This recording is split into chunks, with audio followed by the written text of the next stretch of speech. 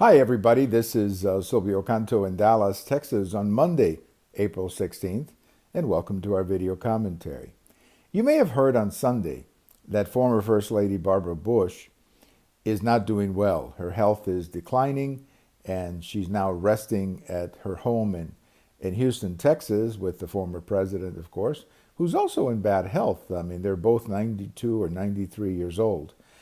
So we wish her the very best and the family the very best. I'm sure this is a difficult time for the Bush family, and we wish them the very best.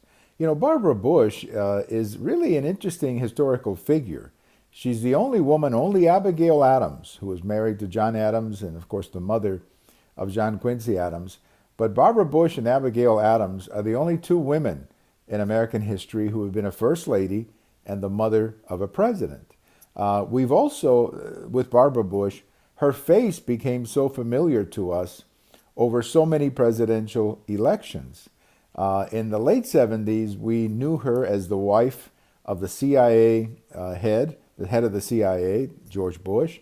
Then she went to China with George Bush to be the first representative of the United States in China. I don't know if if he was the first ambassador, but he was clearly there in China during all that time.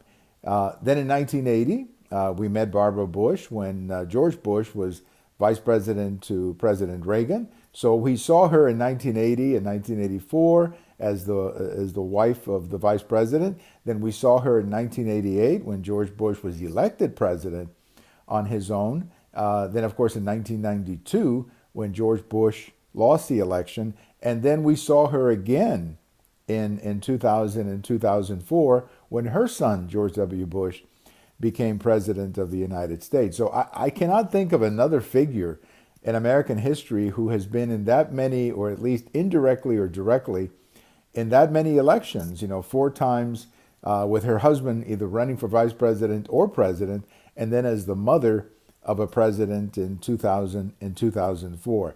And between all of that, between all of those elections and everything, she was a wonderful first lady, just an absolutely marvelous woman who I think was always so charming, had that great sense of humor, just an absolutely neat lady.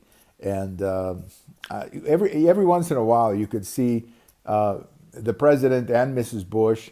They would go to sporting events there in Houston, the Houston Astros, or the basketball game or the football game and so on. So they were like all over the Houston area doing some things together. Now lately, of course, they have not been able to do that because they have both been in bad health. The president himself is not doing very, very well either.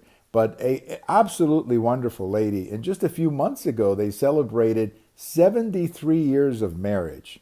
73 years of marriage. Of course, they were married very young.